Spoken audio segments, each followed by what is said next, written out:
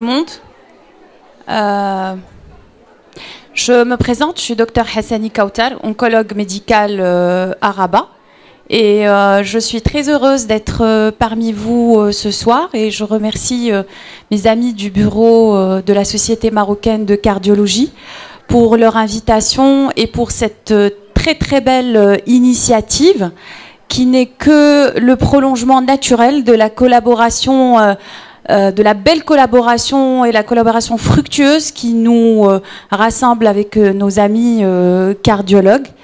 Je dois dire que bon, au Maroc, on a de la chance d'avoir des cardiologues très très compétents et très à jour. Je dirais même que l'oncologie, c'est une spécialité un petit peu à cheval. On collabore avec plusieurs spécialistes d'organes. Je dirais que notre collaboration avec les cardiologues est l'une des meilleures collaborations et je dis toujours ça aux patients. Je dis, au Maroc, vous avez de la chance d'avoir des cardiologues très compétents un peu partout. Donc, voilà, je suis sincère et mes amis qui sont là savent très bien que je ne distribue pas les compliments facilement.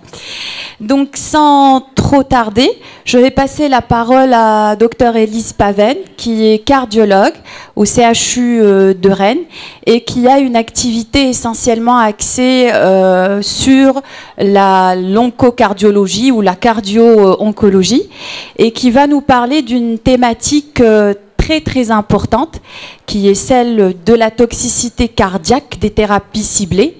C'est un gros chapitre, un chapitre en perpétuel changement et c'est un véritable challenge aujourd'hui de prendre en charge les patients avec un cancer sous thérapie ciblée. Donc Élise, à toi la parole. Merci. Alors bonjour à tous. Tout d'abord, je voulais vous remercier de l'invitation et de l'hospitalité depuis 24 heures. Donc moi, je vais vous parler d'un thème qui est assez large et que volontairement, je vais très limiter à la molécule principale et qui est celle qui a donné le plus de littérature dans les recommandations qui sont les anti-HER2, puisque le thème est extrêmement large. Thérapie ciblée veut tout et rien dire, et on aurait pu parler des heures sur toutes ces molécules et leurs spécificités, tout en sachant que le plus beau modèle reste les anti-HER2. Alors, pas de conflit d'intérêt avec cette présentation. Donc ça, c'est juste pour vous rappeler, et je pense que depuis ce matin, vous le voyez bien, il n'y a pas une, mais des cardiotoxicités de toutes les molécules potentielles que les patients peuvent avoir, et toute la difficulté de la prise en charge au quotidien vient du fait qu'on se retrouve confronté à souvent des associations de molécules dans la base des traitements oncologiques qui font qu'on associe aussi potentiellement les risques qu'on fait prendre à nos patients et qui nous entraînent dans un niveau de preuve de la littérature qui de temps en temps peut être complexe à appréhender puisque les modèles ne sont pas forcément uniquement liés à une thérapie. Alors les cardiotoxicités, on peut les résumer en grands tableaux. C'est une autre façon de les présenter avec celle qu'on connaît le plus qui est celle de la dysfonction ventriculaire gauche avec le modèle ancestral que sont les anthracyclines et le deuxième modèle dont on va parler cet après-midi que sont les anti-HER2 et le trastuzumab en particulier. Mais il y a d'autres molécules et d'autres thérapies ciblées qui peuvent donner des dysfonctions ventriculaires gauche. On l'a vu ce matin, les anti-VEGF et des nouvelles thérapies, notamment les anti-MEK dans le mélanome dont je ne parlerai pas. Et puis, ça ne fera pas l'objet de ce topo, mais on peut aussi les résumer du coup avec l'allongement du QT, l'hypertension artérielle et les thromboses artérielles veineuses que vous verrez dans d'autres topos. Donc les anti-HER2, ce qu'on doit retenir, nous, cardiologues, c'est qu'il y a deux grosses indications, l'indication principale étant le cancer du sein, et qu'on peut le retrouver en combinaison avec le 5-FU dans les adénocarcinomes gastriques métastatiques de plus en plus. En termes de molécules, la molécule qu'on voit le plus couramment à l'heure actuelle reste le trastuzumab, mais petit à petit sont apparus d'autres anti-HER2 qui ont des mécanismes d'action légèrement différents que peuvent être le pertuzumab ou l'apatinib qu'on voit de plus en plus dans les protocoles d'administration aux patients, avec finalement une thérapie qui a pour objectif de jouer sur la voie des MAP kinases et de favoriser l'apoptose des cellules cancéreuses. Alors, quelles sont les indications des anti-HER2 dans le cancer du sein? Ce sont les recommandations de l'ESMO, la Société internationale d'oncologie. On retient que les anti-HER2 sont donnés, pour nous cardiologues, pour simplifier, dans les cancers HER2 positifs, soit localisés dans les early breast cancer, comme c'est dit, avec classiquement 1 an de traitement, ou au long cours, dans les cancers HER2 positifs métastatiques, avec là la place de plus en plus importante de double thérapie anti-HER2 et de très probablement plus de toxicité chez ces malades-là. Alors, pour éviter que vous vous endormiez, on va reprendre un cas clinique assez classique et qui ressemble au cas clinique de ce matin du docteur Baudet, puisqu'au final, les recommandations sont un peu guidées de la même façon pour ces molécules-là. Donc, c'est Madame R, 69 ans, qui vient pour une FEVG pré-traitement.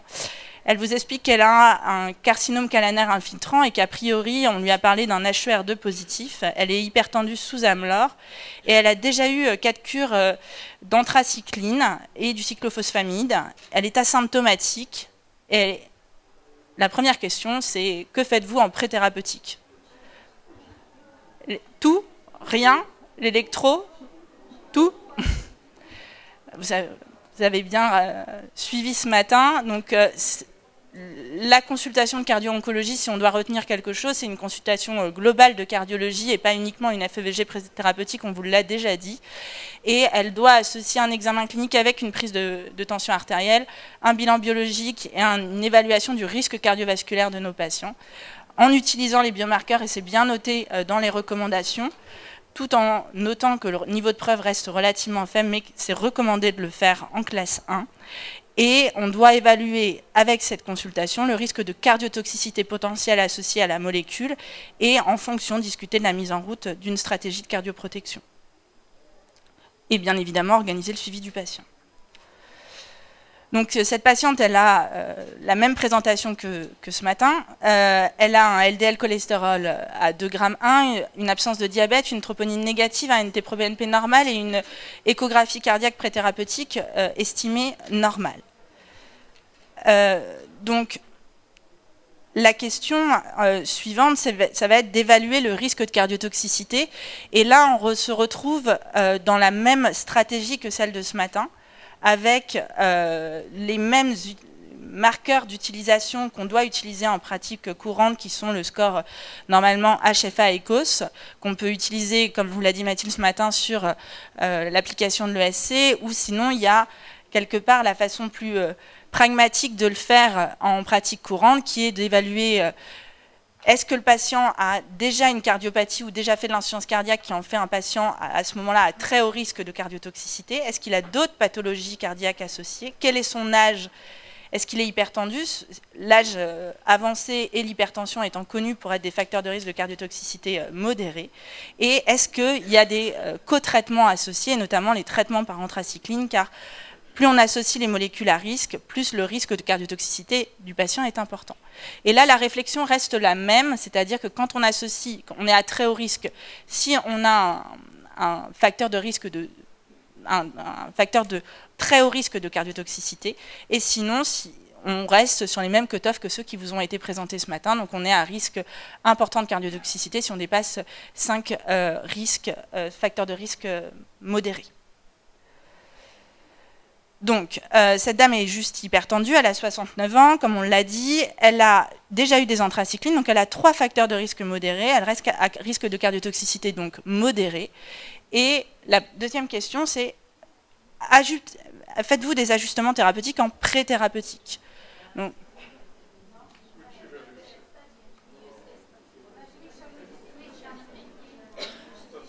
IEC statine.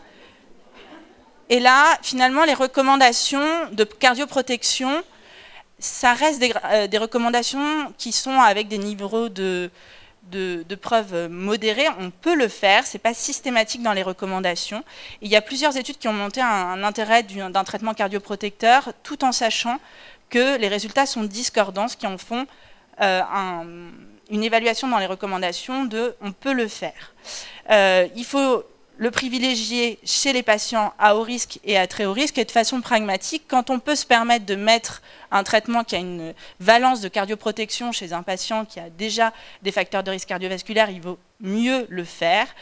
et privilégier dans ces cas-là, en cas d'hypertension, un IEC, un ARAD dans le traitement plutôt qu'un autre traitement qui n'aura pas de valence de cardioprotection. Donc, ce qui est noté dans les recommandations. Et les statines, alors les statines, ça part à peu près des mêmes papiers que ceux qui ont été évoqués ce matin, puisque dans les recommandations, il y a beaucoup d'analogies qui sont faites dans la prévention primaire entre les papiers sur les anthracyclines et les papiers sur les thérapies ciblées.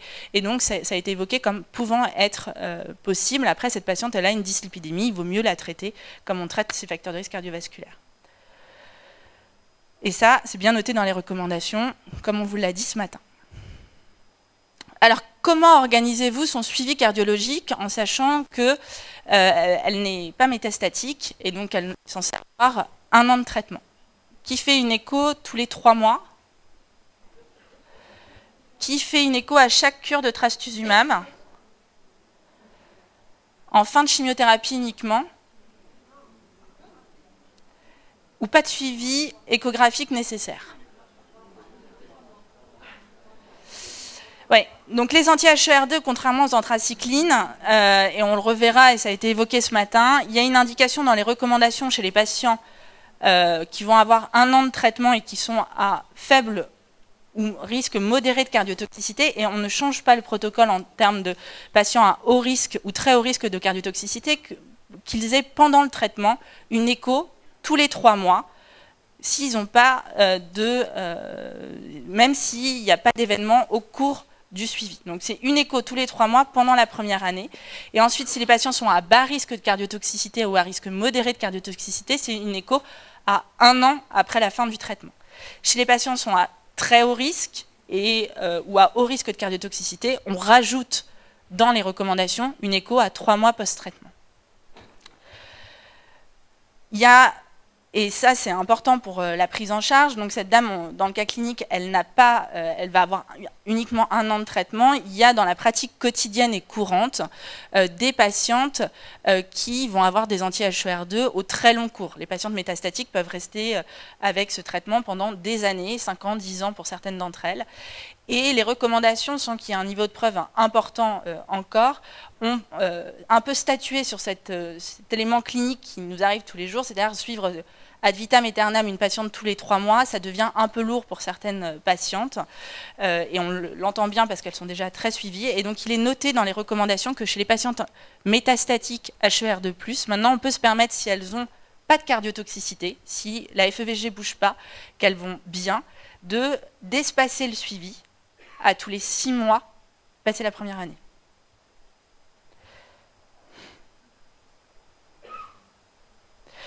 Donc ça, on en a déjà parlé ce matin, c'est les mécanismes de cardiotoxicité, c'est une vision un peu physiopathologique, très probablement un peu ancienne, et qui, dans la pratique quotidienne, est pas toujours facilement utilisable, parce que souvent les 2 traitements sont associés, donc on a un risque d'association de mécanismes physiopathologiques différents qui peuvent donner la même présentation clinique. Mais les anti-HER2, c'est le modèle de cardiotoxicité qu'on appelle de type 2, avec un effet qui est normalement plutôt dit réversible, et un effet non dose dépendant, finalement, contrairement aux anthracyclines. Et que la cardiotoxicité des anti-HER2, contrairement à celle des anthracyclines, c'est un mécanisme sans atteinte visible de la structure myocardique et qui apparaît souvent per traitement et qui va disparaître après le traitement normalement. Donc, ça modifie un peu la prise en charge, c'est pour ça que ces malades-là, elles ont une écho tous les 3 mois per traitement, et que normalement, si c'est rien passé, on est un peu plus tranquille, sauf que la plupart du temps, par le protocole, elles ont eu des anthracyclines en même temps, donc finalement, elles cumulent les 2 risques. Donc vous la revoyez un peu plus tard, elle en est à sa 7e cure de trastuzumab, elle est asymptomatique, elle avait 65% en pré-traitement, et là, elle a une pression artérielle normale, un électro normal, et elle a 48% de fraction d'éjection. Que faites-vous? Alors, qui dit que c'est de la cardiotoxicité? Oui.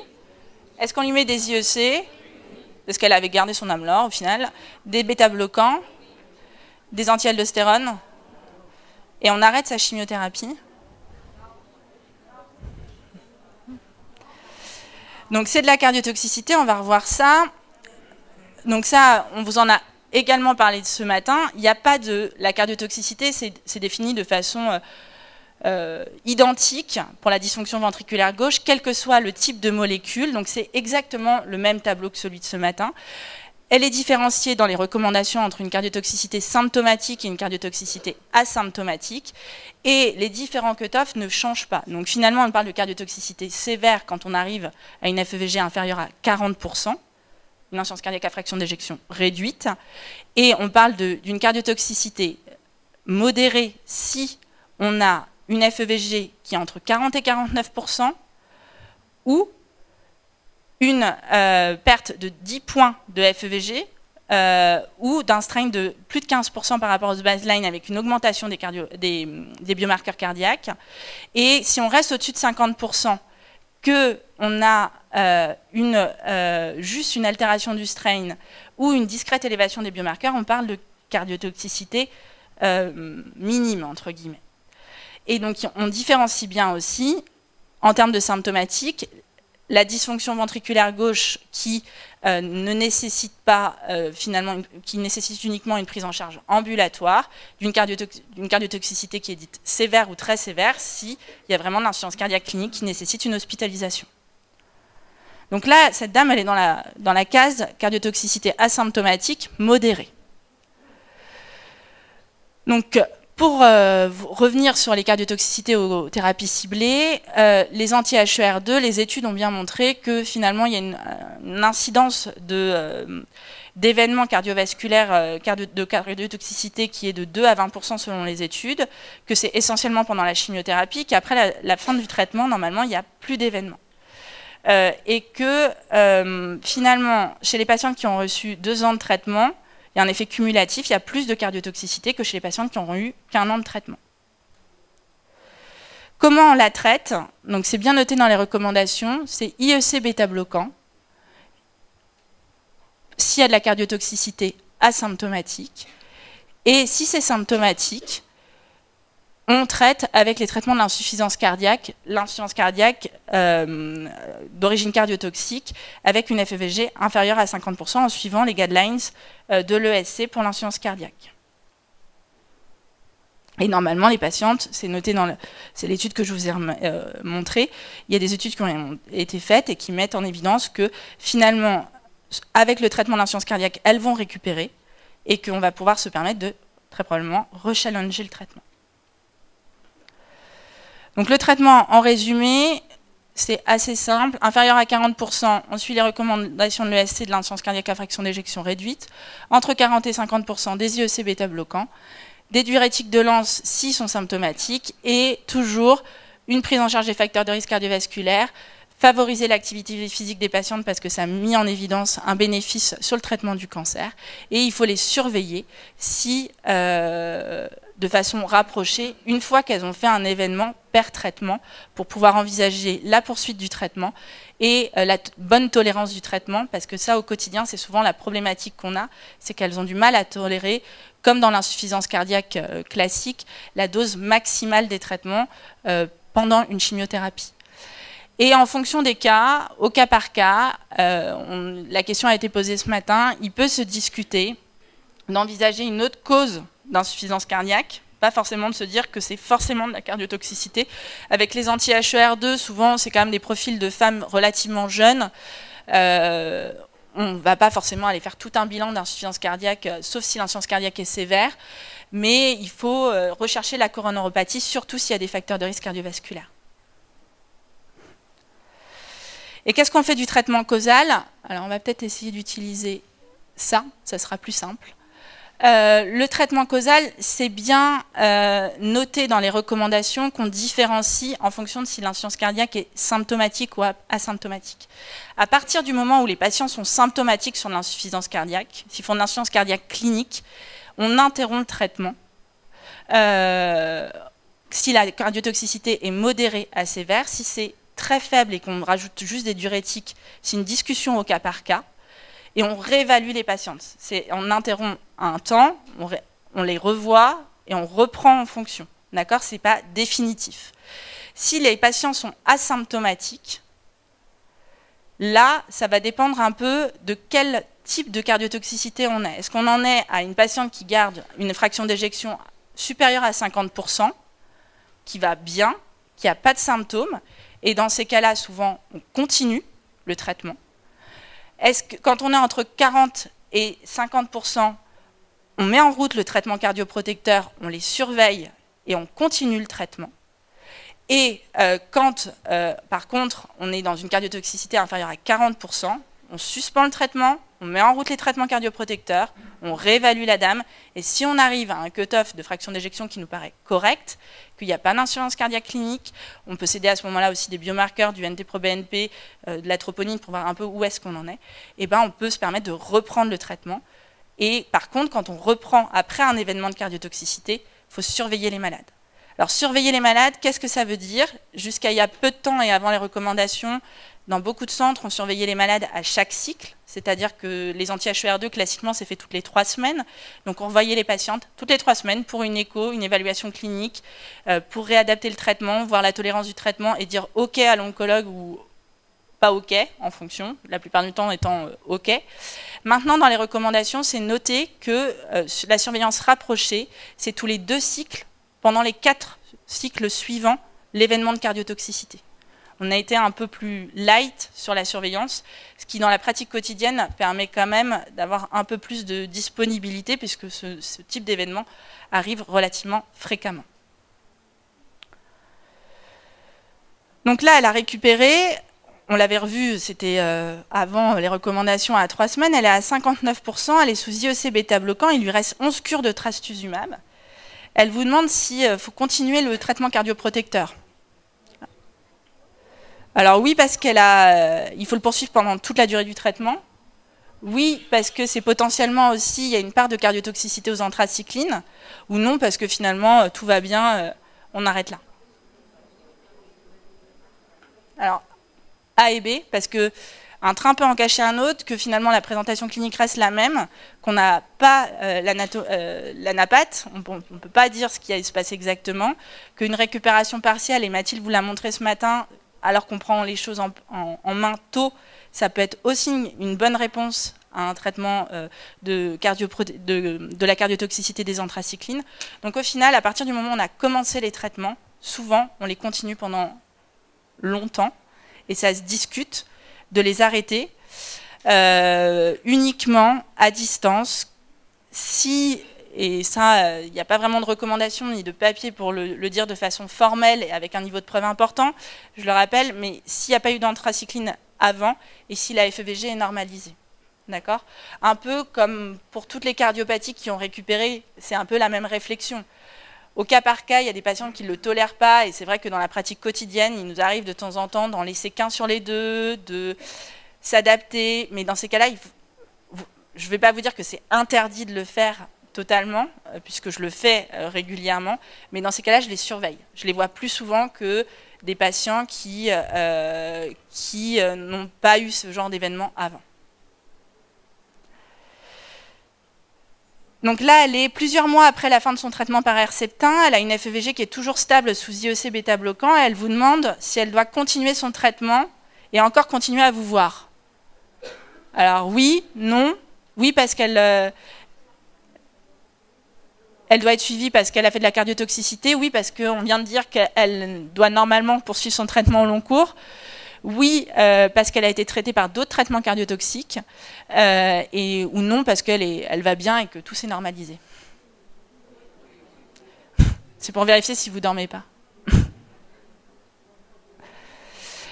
Et ça, c'est juste pour vous rappeler ce qu'on vous a déjà dit ce matin. Donc, ces patientes, elles restent, c'est une étude qui est relativement récente, hein, sur des patientes qui ont un cancer du sein. Ces patientes, elles restent à très haut risque cardiovasculaire après, et leur mortalité dans le temps, elle est d'origine cardiovasculaire. Donc, c'est des patientes qu'il faut surveiller régulièrement, et c'est très probablement ce qu'on fait mal encore à l'heure actuelle.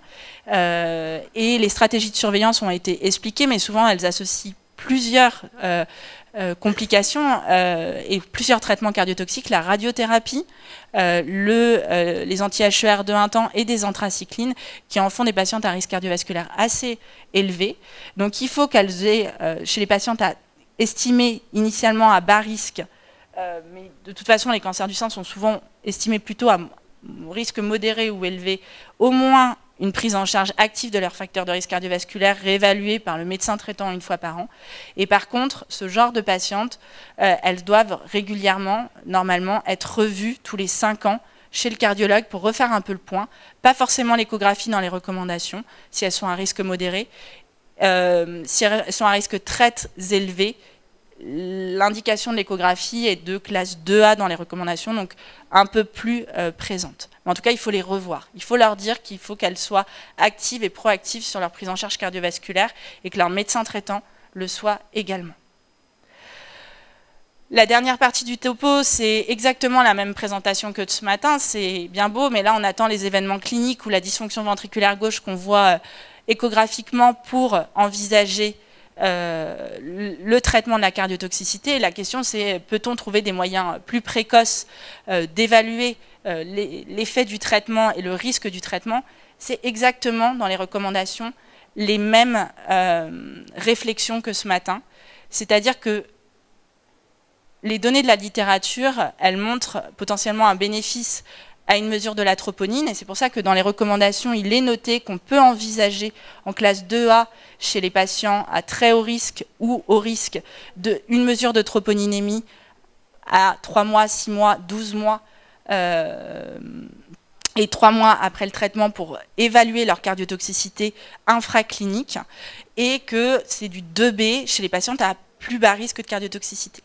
La réalité du terrain, et ça Mathilde vous l'a déjà dit ce matin, c'est la problématique de la troponine qui dans les études est réalisée à des temps différents, avec des troponines différents, avec des seuils différents qui en font qu'on a une littérature qui est plus vaste, et il y a une prise en charge au quotidien qui est complexe, qui est qui la récupère, qu'est-ce qu'on en fait, qui les revoit, au bout de combien de temps, etc.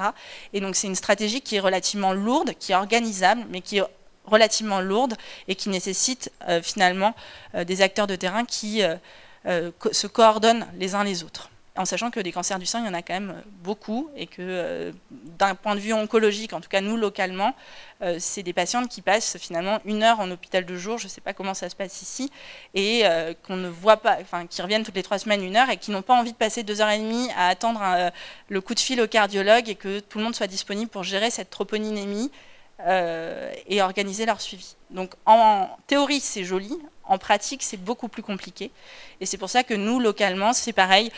On ne le fait pas systématiquement, on le fait plus facilement chez les patientes à haut risque ou très haut risque, où on se donne les moyens de le faire. Les peptides natriurétiques, alors c'est noté dans les recommandations aussi qu'on est censé pouvoir les faire, tout en sachant que finalement les dernières méta-analyses sur 2 papiers dans la littérature n'ont pas franchement de bénéfice aux peptides natriurétiques chez les patients qui sont traités par anti-HER2 seuls aussi. Mais c'est noté dans les recommandations, donc vous pouvez le faire. Donc ça, on en a parlé finalement. Et le strain, alors le strain, c'est exactement la même chose que ce matin. La littérature, elle est multiple, avec un certain nombre de limites, des limites qui font que souvent il y a une double association des molécules qui font qu'elles ont eu des anthracyclines et du trastuzumab, des limites en termes de cut-off, des limites en termes de valeur de strain qu'on utilise. Donc maintenant, les recommandations ont tranché et on dit un delta de moins 15%. Après, sur le quid des événements cliniques associés et d'une stratégie guidée par le strain, à l'heure actuelle, il n'y a pas de données fortes dans la littérature. Et les seules données qu'on utilise, c'est les données qui ont été exposées ce matin sur l'étude SUCOUR, qui sont finalement des données qui sont extrapolées par analogie à ce qui est fait dans les recommandations sur les anthracyclines. Et je le rappelle, l'étude SUCOUR, finalement, en termes de critères de jugement principal, c'est une étude qui était négative. Certes, il y a eu moins d'interruptions de traitement dans les patients ils ont été traités plus précocement sur le strain, mais l'étude en termes de delta de FEVG, elle est au final négative sur le critère de jugement principal.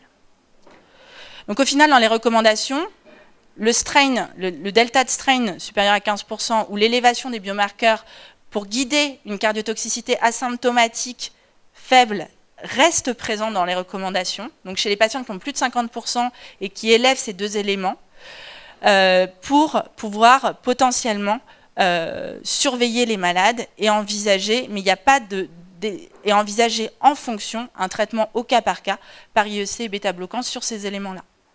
Mais en gros, ce qu'on doit retenir au quotidien, c'est on traite, quand on a de la cardiotoxicité, au moins modérée, sûre, asymptomatique. Merci de votre attention. Merci beaucoup, Dr Paven, pour cette très belle présentation sur les anti-HER2. Et c'est vrai que les thérapies ciblées comme ça, c'est très très large et ça aurait pris toute la journée, même si on aurait aimé avoir ce topo, parce qu'on a de plus en plus de thérapies ciblées et que pour chacune, il y a une toxicité cardiaque particulière. Votre cas était très pratique et pragmatique et je pense que l'essentiel, c'est plutôt pour nous, en tant qu'oncologues médicaux, qu'est-ce qu'on veut du cardiologue? On veut une évaluation du risque cardiaque, parce que ça pourrait impacter nos indications et le choix de nos protocoles. Et vous l'avez bien signalé, c'est plutôt la toxicité cumulée anthracycline anti-HER2 qu'on craint le plus. Parce qu'on sait très bien que les anti-HER2 sont des thérapies très très importantes, qu'elles permettent de guérir même des patientes en situation métastatique, et on a des patientes qui sont sous anti-HER2 depuis 50-10 ans. Et donc, l'évaluation de ce risque cardiaque pourrait changer même notre décision thérapeutique.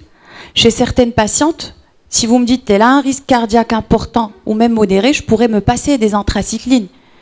C'est vrai que les anthracyclines, elles sont présentes, elles ont leurs indications, mais c'est quelque chose qu'on peut pondérer. Il y a un rapport bénéfice-risque parce que finalement, pour moi, dans la stratégie thérapeutique, le plus important, c'est que je puisse introduire mes anti-HER2 au moment où je dois les introduire. Ce serait dommage pour moi de sous-évaluer le risque cardiaque chez une patiente, de démarrer par les anthracyclines et après 3 cures d'anthracycline, j'ai une baisse de la FEG, une toxicité cardiaque qui va retarder l'introduction des anti-HER2.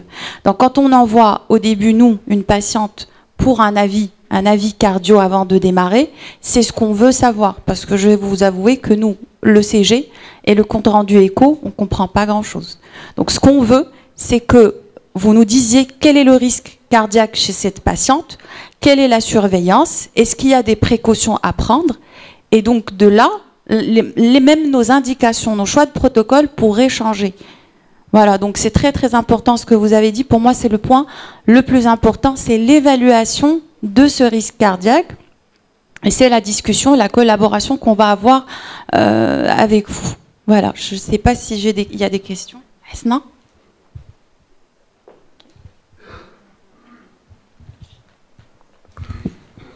Merci beaucoup pour ce super topo. Alors moi, je vais te poser une question par rapport à une patiente que je suis et qui pose beaucoup de problèmes. En fait, c'est une patiente qui a un antécédent carcinologique très lourd. Elle a eu un cancer du sein à l'âge de 28 ans, chimiothérapie, radiothérapie, chirurgie. Et là, on la voit, elle a 55 ans et elle rechute avec une métastase cérébrale. Donc, reprise du traitement par chimiothérapie.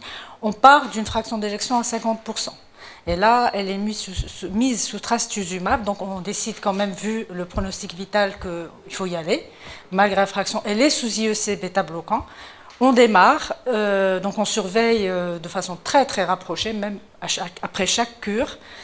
Et au bout de la 6e cure, elle commence à décliner sa fraction d'éjection. Elle est partie de 50% à 44%, elle était asymptomatique. Et là, se posait la question de qu'est-ce qu'il faut faire. Donc les oncologues ont décidé de poursuivre, donc ils ont redonné la 7e cure, et après la 7e cure, là, elle fait une insuffisance cardiaque symptomatique et la fraction d'éjection descend à 36%. Donc est-ce qu'il ne fallait pas anticiper peut-être auparavant, quand on a eu la chute de 50 à 44%, est-ce qu'il ne fallait pas peut-être décaler un petit peu la chimiothérapie? Qu'est-ce que vous faites en pratique? Alors, en pratique, il n'y a aucune recommandation pour tous ces cas du quotidien. Moi, j'ai tendance, quand je sais que ça va être du très long cours, que c'est des patientes qui sont déjà insuffisantes cardiaques ou qui gardent des séquelles des traitements préalables, d'être assez agressif sur le traitement. Personnellement, donc j'autorise souvent, je les vois plus, ça c'est sûr, voire je les vois à chaque cure, ces patientes-là qui sont quand même une sous-population, hein, c'est des cas très particuliers, mais il nous est arrivé d'avoir des patientes qu'on stabilise avec de l'Entresto, des anti-aldostérone, voilà, Entresto, réfléchir comme une insuffisance cardiaque qui finalement s'aggrave au final. Ouais, dans ces cas-là, on intensifie. Moi, je rajoute des anti-aldostérone, de l'Entresto, ou quand on est entre 40 et 50 et qu'on sait qu'on va rajouter un traitement cardiotoxique, des fois, je trouve une indication un peu plus importante à mettre des anti-aldostérone ou d'autres traitements d'insuffisance cardiaque chez ces malades-là. Éventuellement à décaler les cures. Si elle est symptomatique, moi je décale. Je leur dis on se revoit dans 3 semaines et souvent la plupart du temps c'est pas des grosses insuffisances cardiaques. Oui. Donc souvent 3 semaines après on peut se permettre de reprendre. L'objectif c'est de décaler le moins longtemps possible. Donc ça c'est de la gestion au quotidien aussi dans la réalité de nos plannings, d'être capable de répondre à une question, d'être disponible pour ce genre de questions. Moi je les revois vite, donc j'essaye de les revoir entre 1 et 3 semaines. Je laisse quand même le temps des changements thérapeutiques, donc j'ai souvent 2-3 semaines avant de les revoir. Une autre question par rapport au dosage de l'atropinine, c'est à quel moment en fait que vous le faites? Est-ce que c'est en milieu, c'est juste avant Alors dans les recommandations, c'est pas écrit de façon très claire, mais dans les études, c'est au moment de la cure, donc souvent c'est sur le bilan pré-cure, jusque dans les 72 heures après, dans les papiers en fait. Et ce qui fait qu'il y a une littérature qui est très probablement, qui montre pas forcément les mêmes événements.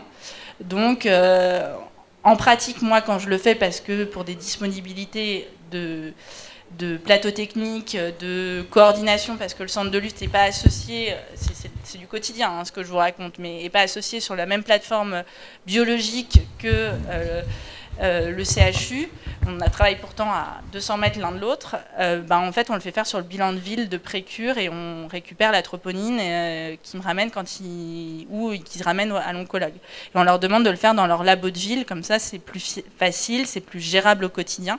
Après, c'est toute une stratégie qu'il faut mettre en place, je pense, au cas par cas, centre par centre, en fonction des limites de chaque centre, des limites de disponibilité du personnel, du plateau technique, de tous ces éléments-là, parce que derrière, au quotidien, et nous on l'a vécu localement, les anti-HER2, finalement, elles ne restent pas très longtemps en hôpital de jour, et quand elles n'ont pas envie de rester très longtemps, surtout. Elles reviennent toutes les 3 semaines.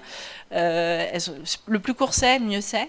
Donc ça demande une gestion qui se discute au cas par cas. Alors c'est Harvey.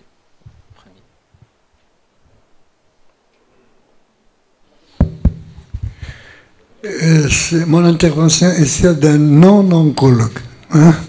Je vous avertis. Alors, depuis ce matin, on a, à mon avis, 2 problèmes. Un problème de cardiotoxicité et un problème d'atteinte cardiaque. Alors, les malades passent en insuffisance cardiaque. Bon, on sait comment les traiter, les IUC, les bêta-bloqueurs, etc.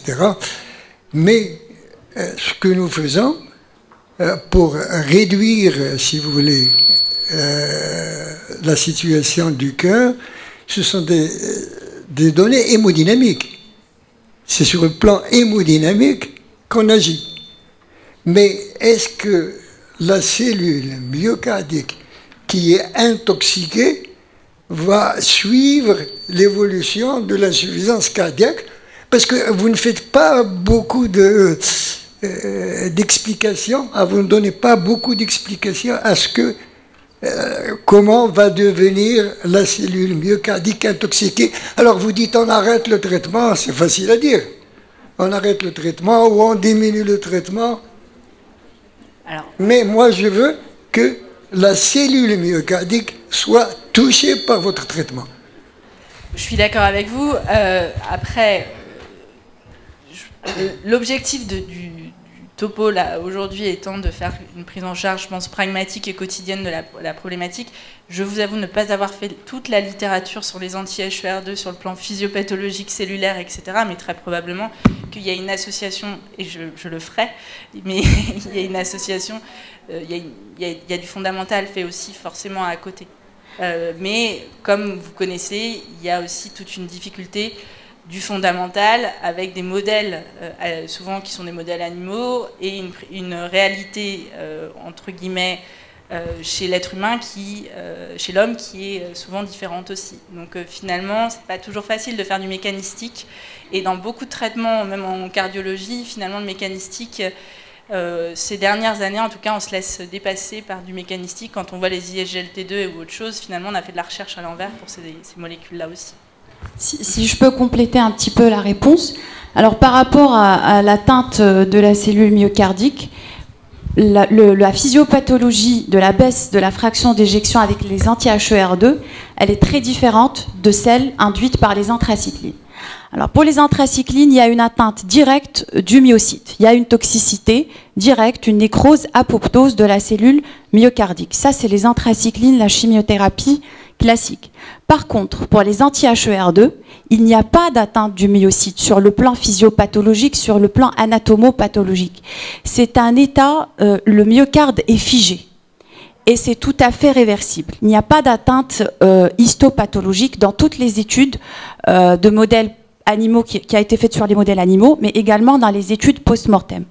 Toutes les études, les papiers publiés sur les anti-HER2, il n'y a pas d'atteinte histologique, anatomopathologique de la cellule myocardique. Le myocarde est figé et c'est une toxicité qui est réversible.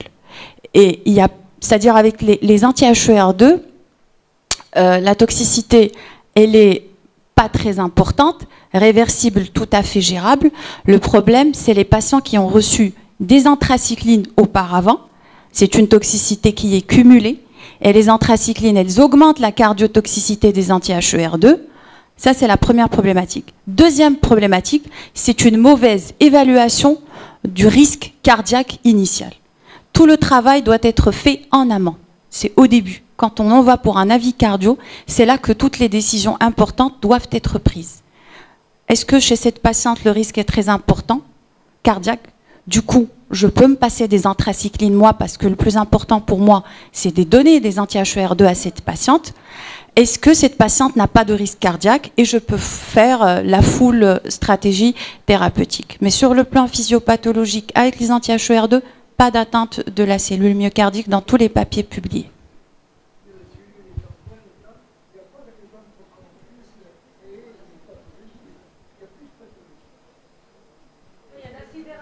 Il y a la sidération. C'est pas de la nécrose, c'est une sidération. Le myocarde est figé. Moi, je pense qu'il faut réfléchir un peu comme toutes ces insuffisances cardiaques réversibles au final. C'est rien d'autre qu'une insuffisance cardiaque réversible, comme on a des facteurs favorisants d'insuffisance cardiaque qui favorisent la cascade, le développement potentiellement d'un remodelage négatif, l'activation des voies physiopathologiques locales au niveau cardiaque qui vont à moyen terme devenir irréversibles dans leur fonctionnement.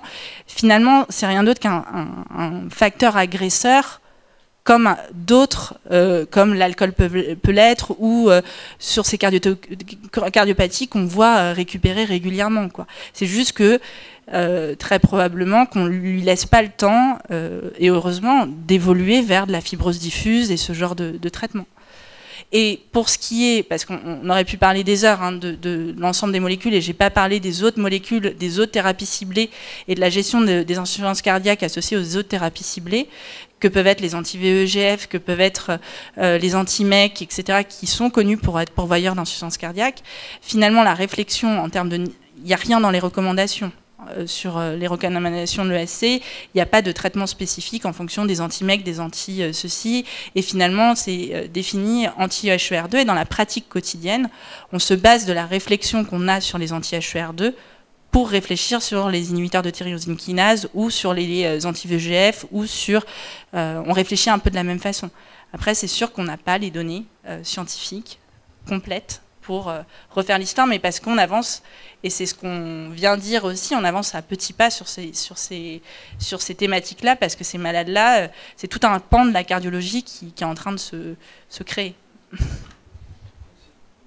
Une dernière question. Moi, je reviens au cas présenté par Hesna.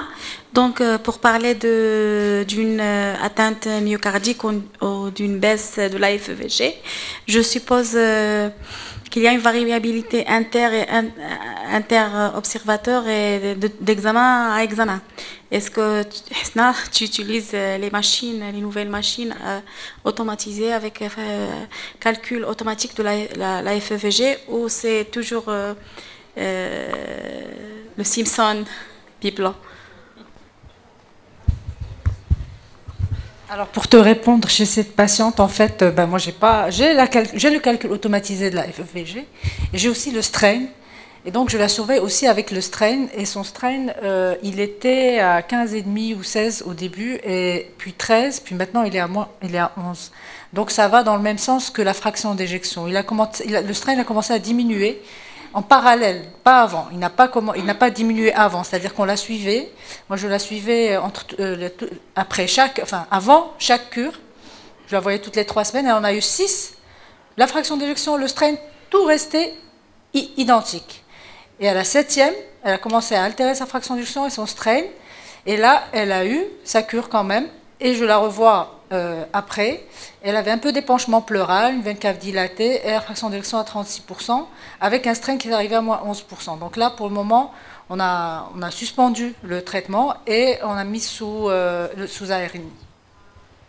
que quand elle a fait une fraction d'éjection à 44%, tu as utilisé l'Entresto? Pas à 44%, non. Elle était asymptomatique. Elle était asymptomatique, elle a baissé de 50 à 44%. Donc, elle était sous IEC bêta-bloquant. Et non, je n'ai pas changé de traitement à ce moment-là. Je n'ai pas changé.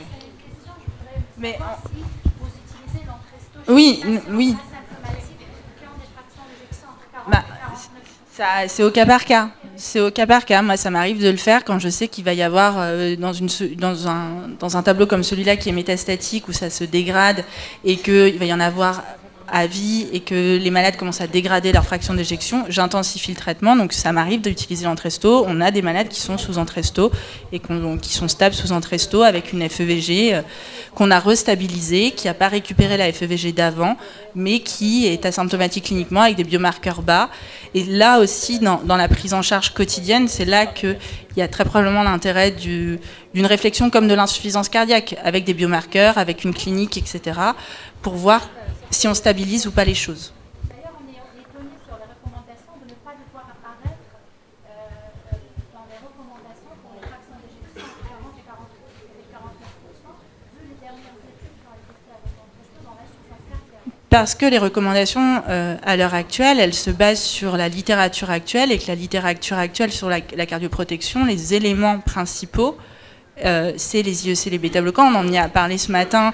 L'évolution sur les mailles d'FEVG, sur le traitement d'insuffisance cardiaque bouge aussi avec les IGLT2 et les autres thérapeutiques. Très probablement que, et il y a des papiers, moi je ne l'ai pas lu non plus, le papier dont on parlait ce matin, mais très probablement qu'il y aura une place pour ces nouvelles thérapeutiques, et qu'il faut, quelque part, quand on arrive à une dégradation de la FEVG, réfléchir comme à minima comme une insuffisance cardiaque quand les patientes ont un projet long ou ne s'améliorent pas avec la thérapeutique classique quand on l'a mise en route. Bien, donc la discussion est intéressante. Une dernière question, réponse courte. Deux. On se permet 2 questions courtes, réponse courte. Question courte. Donc, dans le cadre de la dysfonction VG qui apparaît après thérapie ciblée, on va mettre ça sur le compte de la thérapie elle-même si ça récupère après. Sinon, c'est probablement les anthracyclines ou une autre atteinte. Dans l'échange avec l'oncologue, on diffère le traitement, et s'il n'y a pas de récupération de cette fraction d'éjection, quelle est l'attitude? Là, c'est une question au cas par cas. C'est un moment, il faut sortir finalement de la pratique des recommandations et passer au cas par cas, ou de savoir où est l'intérêt du patient. Normalement, quand on a moins de 40% de fraction d'éjection, que les patients ne récupèrent pas, on dit qu'on ne fait pas. Après, si c'est pour les faire mourir de leur cancer, c'est une question au cas par cas. Donc, il n'y a pas de recommandation, c'est discutable. moi, personnellement, ça m'est arrivé de discuter, mais dans ces cas-là, il faut que les patients soient au courant, il faut que les oncologues soient au courant, et voir aussi quel est le pronostic de l'absence de traitement ou du traitement du cancer, et quel est l'intérêt de l'oncologue à ce moment-là. Ça, c'est pas nous qui avons la réponse, en fait. C'est l'intérêt de la discussion, de la coordination, parce que quand l'oncologue nous dit « bah oui, mais t'es bien gentil, il a 36%, mais si je lui mets, je le guéris à 90% de chance », bah, s'il a 36%, qu'il a une TPROBNP, qu'il est bien traité, que je surveille bien, ça m'arrive de les autoriser. Mais avec un patient qui est au courant, un oncologue qui est au courant, et une prise en charge qui est adaptée à ce moment-là.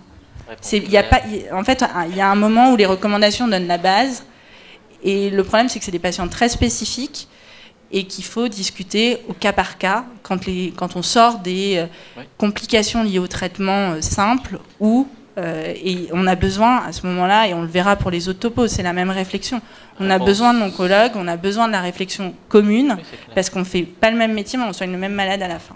C'est-à-dire qu'il faut qu'on accepte quand même l'idée que certains malades vont rester insuffisants cardiaques, on a guéri leur cancer et on accepte quand même l'insuffisance cardiaque. Il ne faut pas qu'on soit tout le temps dire non, on a un risque cardiaque élevé, et c'est le cancer qui va le tuer. Comme on se retrouve de plus en plus confronté au quotidien à des patients insuffisants cardiaques à qui on diagnostique un cancer, qui ont fait un infarctus 20 ans avant, qui gardent 40% de fraction d'éjection, qui sont extrêmement stables et à qui on doit mettre en route les traitements. Tout à fait. Très probablement que ces questions-là qu'on pose aujourd'hui et qui se posent par les recommandations, on se les posait moins il y a 5 ou 10 ans. Est-ce que pour autant, il faut dire aujourd'hui, on arrête tout et parce qu'on prend un risque de les aggraver?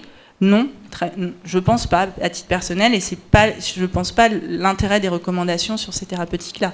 C'est de savoir gérer quand c'est le traitement du cancer qui crée le problème, et de savoir surveiller les patients qui sont à haut risque ou qui sont déjà cardiopathes correctement pour faire en sorte qu'on ne déstabilise pas tout et qu'ils ne meurent pas de leur cardiopathie préexistante ou des complications favorisées par le traitement du cancer. Ok. Alors, juste une petite réflexion, Hasna, par rapport au cas de ta patiente.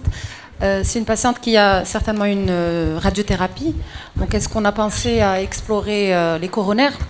Peut-être une coronaropathie post-radique après le premier traitement, ça d'une part. Et pour revenir à la place de l'imagerie cardiaque non invasive, donc coroscanner et IRM cardiaque, dans la physiopathe de cette dégradation de la FEVG, s'il y a de la fibrose, de l'œdème, pour prédire la réversibilité ou pas. Voilà, je vous remercie. Juste une question, une remarque technique par rapport au strain. Je voudrais savoir, pour ceux qui font du strain, est-ce que vous remarquez quand il y a une chute de la fraction d'éjection, une chute immédiate du strain longitudinal? C'est assez connu. Alors, oui, c'est assez connu, mais à un moment donné, lorsqu'il y a une baisse du strain longitudinal, il y a la composante circonférentielle qui prend le relais. Il y a le mouvement du plateau mitral ne monte plus vers l'apex. Par contre, les volumes systoliques et diastoliques diminue, mais le ratio reste identique. La fraction d'éjection reste identique. Par contre, le strain longitudinal diminue. Et c'est après, quand la composante circonférentielle fatigue, que vous avez le strain global qui chute totalement. Donc il y a vraiment un petit décalage entre la fraction d'éjection et la baisse du strain. Oui, je suis assez d'accord. Après, la problématique à l'heure actuelle des recommandations, et c'est pour ça que c'est reste que du classe 2, c'est que pour le moment, traité sur du strain, on n'a pas de preuve forte que ça impacte le pronostic des patients à moyen terme. C'est peut-être pour ça, parce qu'on est peut-être dans le gap à un moment donné où... Oui, très probablement. Mais il faut le voir, je pense, moi, personnellement, je le vois au quotidien comme un marqueur de risque. Comme la troponine est un marqueur de risque, c'est des éléments en plus qu'on a la chance d'avoir pour orienter et peut-être soit s'adapter, soit être plus agressif plus tôt sans qu'on ait à l'heure actuelle, et c'est pour ça que c'est de la classe 2 dans les recommandations, dans certains cas, traiter un peu plus tôt, mais on n'a pas le niveau de preuve à l'heure actuelle de ce qu'on soit à un impact clinique pour les malades suffisant. On est d'accord. Merci, Dr Paven. Hasna. Alors ma patiente voulait pas dit pour ne pas allonger le topo. Elle avait un rétrécissement aortique avec une dysfonction VG. Non, avant la métastase. Elle a été opérée il y a 2 ans. Elle avait une fraction d'éjection à 30% préopératoire pour son rétrécissement aortique. Elle avait une coronarographie qui était strictement normale. Et donc, elle a une prothèse valvulaire mécanique. En plus, elle est sous Saint-Tron. Et voilà. Donc, voilà la situation. Merci pour l'éclaircissement. Merci, Dr Pavin. On va devoir passer la main à la deuxième session, parce qu'on a pris un peu de retard. Ce sera modéré par professeur Tezi Mzareg et Dr Ghanem. Je vous cède la parole.